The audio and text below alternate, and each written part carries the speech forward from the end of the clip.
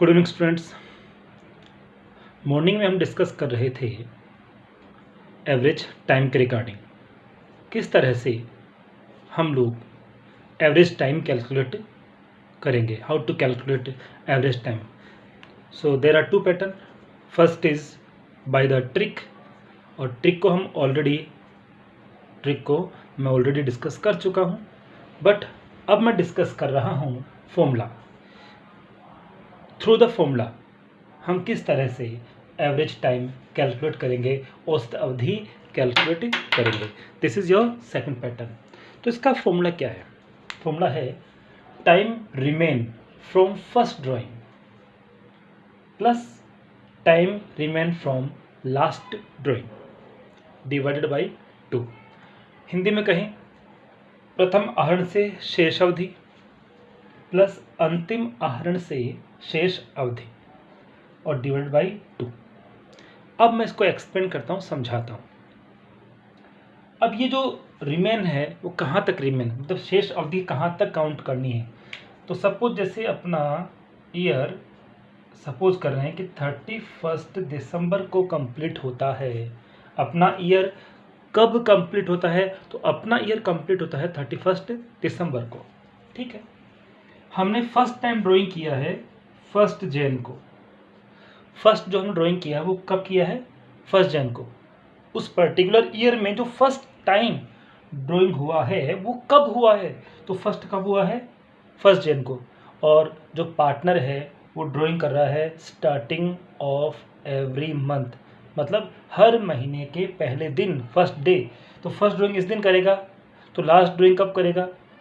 First drawing इस दिन करेगा 1 जैन को, सेकंड होगा 1 फेब, थर्ड होगा 1 मार्च। ऐसे लास्ट जो ड्राइंग होगा वो कब होगा? 31 दिसंबर को होगा। Is this clear? तो देखिए, फर्स्ट ड्राइंग ये था और लास्ट ड्राइंग इस दिन हुआ। फर्स्ट ड्राइंग इस दिन हुआ, लास्ट ड्राइंग इस दिन हुआ। तो यहाँ से यहाँ तक कितना टाइम रिमेनिंग है, शेष है। और यहाँ से यहाँ तक कितना टाइम रिमेनिंग है। तो यहाँ से यहाँ तक तो क्या हुआ? फर्स्ट ड्राइंग से रिमेनिंग टाइम हो गया। कौन सा हो गया? फर्स्ट ड्राइंग से रिमेनिंग टाइम यहाँ से यहाँ तक का हो गया। कि पहली बार जो ड्राइंग किया, फर्स्ट टाइम जो ड्राइंग किया है, उसे एंड ऑफ द ईयर तक कितना टाइम रिमेन है। और last day in the year हम जो ड्राइंग कर रहे हैं उससे एंड ऑफ द ईयर तक कितना टाइम रिमेन है। ठीक है, तो लास्ट ड्राइंग इस दिन हुआ, तो यहाँ से यहाँ तक कितना टाइम रिमेन हुआ, वो यहाँ जाएगा। ये फर्स्ट से, ये सेकंड से, ये फर्स्ट से, ये सेकंड से। और इसमें ऑलवेज क्या करना है? प्लस ही करना है। Is this clear? I think बात समझ में आ गई कि उस किसी भी पर्टिकुलर ईयर में फर्स्ट ड्राइंग कब हुआ है और लास्ट ड्राइंग कब हुआ है, एंड ऑफ द ईयर के अकॉर्डिंग काउंट करना है। चेक कर लेते हैं। सपोज जो अभी मैंने बताया, 1 जैन को फर्स्ट ड्राइंग कर रहा है, 1 दिसंबर को लास्ट ड्राइंग कर रहा है। ठीक है, और हम दिसंबर 31 को एंडिंग मान रहे हैं। तो किस तरह से हम एवरेज टाइम कैलकुलेट करेंगे, अब मैं आपको वैल्यू पुट करके बताता हूँ। तो देखिए, 1 जैन से दिसंबर तक, 1 Jan to December, how many month? 12 month. कितने मंथ हो गए? 1 जैन से 31 दिसंबर तक 12 मंथ हो गए। फिर क्या है? प्लस, प्लस ही है ना, तो प्लस यूज़ किया। लास्ट ड्राइंग कब हुआ? 1 दिसंबर। 1 दिसंबर से 31 दिसंबर तक कितना हुआ? 1 मंथ। 1 दिसंबर से 31 1 मंथ, और डिवाइडेड क्या करना है? 2। इसका मतलब एवरेज टाइम कितना आ गया? 6.5 मंथ। अब सपोज ये स्टार्टिंग में नहीं करता, एंड ऑफ एवरी मंथ करता, तो फर्स्ट ड्राइंग कब होता? 31 जैन को होता, और लास्ट ड्राइंग होता 31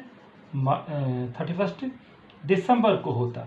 फर्स्ट 31 जैन को होता, लास्ट 31 दिसंबर को होता। इस सिचुएशन में हम एवरेज टाइम कैसे कैलकुलेट करते? तो चेक करते हैं। फर्स्ट ड्राइंग कब हुआ? 31 दिसंबर को, क्योंकि एंड में कर रहे हैं ना। तो फर्स्ट कब हुआ? 31 दिसंबर को। तो 31 दिसंबर से यहाँ तक काउंट करेंगे, और लास्ट कब होगा? 31 दिसंबर। ओके, तो फर्स्ट कब हुआ? 31 दिसंबर को। लास्ट कब हुआ? फर्स्ट कब हुआ? 31 जैन को। फर्स्ट कब हुआ 31 जैन को, और लास्ट कब हुआ 31 दिसंबर को। तो यहाँ से यहाँ तक, फर्स्ट तो इसी दिन हुआ ना, तो यहाँ से यहाँ तक कितने टाइम हो रहे हैं 31 जैन से 31 दिसंबर तक। तो जैन तो कंप्लीट हो गया, तो 11 मंथ प्लस 31 से 31 तो 0 हो गया, 0/2 कितना हो 5.5 मंथ। अब जो हमने टिक यूज़ की थी वहाँ भी आप जाके देख लीजिए कि every month, starting of every month या एंड ऑफ एवरी मंथ के केस में जब हम लोग एवरेज टाइम कैलकुलेट कर रहे थे तो अपना आंसर क्या आ रहा था। तो आप वहाँ देखोगे तो आपको मिलेगा 6.5 और एंड में करेगा तो 5.5। आप चेक करोगे तो ये चीज़ वहाँ पे आपको फील होगी। आई होप आपकी फॉर्मूला भी समझ में आ गया होगा। ठीक है, अब हम आगे बढ़ते हैं। देखिए, अब मैंने आपके सामने इक्वेशन पुट किया है और हम इसको आइडेंटिफाई करेंगे, फिर इसको हम सोल्व भी करेंगे। Which method is applied on this question. तो देखिए, राम इज इंट्रोड्यूस्ड कैपिटल, मतलब राम ने पूंजी लगाई। कितनी लगाई वो आपको बताऊंगा मैं, बट कब लगाई पहले आप देखिए। कब लगाई? 1 अप्रैल 2019 को उसने कैपिटल लगाई। Is this clear? राम ने कैपिटल कब इंट्रोड्यूस की, कब लगाई उसने? 1 अप्रैल 2019 को लगाई। रेट ऑफ इंटरेस्ट 10% है, जो इंटरेस्ट की रेट है वो कितनी है 10%। Ending date of the year, अब एंडिंग डेट उस ईयर की जो है वो है 31 मार्च 2020। अमाउंट क्या करना, कैलकुलेट क्या करना है हमें? कैलकुलेट करना है अमाउंट ऑफ इंटरेस्ट। और अब हम यहाँ मान लेते हैं कि जो कैपिटल इंट्रोड्यूस की है उसका अमाउंट है 4 लाख रुपीज़। हम कितना अज्यूम कर रहे हैं? 4 लाख रुपीज़। तो क्या आपको पता है यहाँ पे कौन सा मेथड हम अप्लाई करेंगे? क्या आपको पता है यहाँ पे कौन सा मेथड अप्लाई करेंगे? कितने टाइम कैपिटल इंट्रोड्यूस किए? ओनली पूरे ईयर में, कंप्लीट ईयर में, होल ईयर में ओनली 1 टाइम उसने कैपिटल कंट्रीब्यूट की है। और मैंने कहा था नॉट मोर देन 2 टाइम हो, 2 बार से अधिक बार नहीं हो। तो ऑलवेज हम कौन सा मेथड यूज़ करते हैं? हम यूज़ करते हैं जनरल मेथड। और जनरल मेथड में अपना फॉर्मूला क्या था? अपना फॉर्मूला था interest is equal to amount into rate by 100 into time by 12। तो यहाँ पे अमाउंट, तो अमाउंट हमारे पास कितना है 4 लाख रुपीज़ है, इंटू रेट 10% गिवन है। पूरे साल का निकालना है क्योंकि फर्स्ट से लास्ट कंप्लीट 12 मंथ हो गए, इसलिए आप या तो क्या करो 12/12 कर दो। टाइम के तो 12 मंथ हुआ, नीचे 12 आना है ना, या फिर कुछ भी मत करो कि 12 से 12 तो कैंसिल हो जाएगा ना। कुछ भी नहीं करोगे तो भी इफेक्ट नहीं पड़ेगा। इट मीन्स अपना जो इंटरेस्ट का जो अमाउंट आएगा वो कितना आएगा 40,000। तो इसको लिखना कैसे? ₹40,000। इस तरह से इसका आंसर हमें देना है। आई होप सबके ये मेथड समझ में आ गया होगा कि हमने इसमें जनरल मेथड ही यूज़ क्यों किया, क्योंकि ओनली 1 टाइम किया।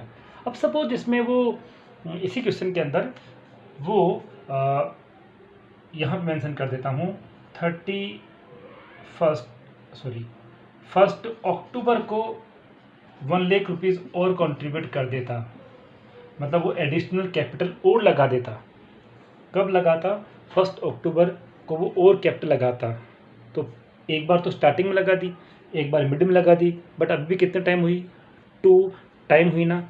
और मैंने क्या कहा था 2 टाइम है, तो ऑलवेज हम कौन सा मेथड यूज़ करेंगे? जनरल मेथड यूज़ करेंगे। तो उसमें क्या करेंगे, एक बार तो हमने इस पे निकाल लिया, सेकेंड टाइम किस पे निकालेंगे हम लोग? 1 लाख रुपीज़ पे निकालेंगे। किस पे निकालेंगे? 1 लाख रुपीज़ पे, इंटू 10% रेट है। बट इस बार हम होल ईयर का, मतलब पूरे साल का, कंप्लीट ईयर का इंटरेस्ट कैलकुलेट नहीं करेंगे, क्योंकि 1 अक्टूबर टू 31 मार्च 6 मंथ होते हैं। तो हम करेंगे 6/12, और यहाँ पे जो इंटरेस्ट आएगा वो आएगा 5,000 रुपीज़। और इस तरह से ईयरली जो उसका इंटरेस्ट होगा वो होगा 40 + 5 आई मीन 45,000।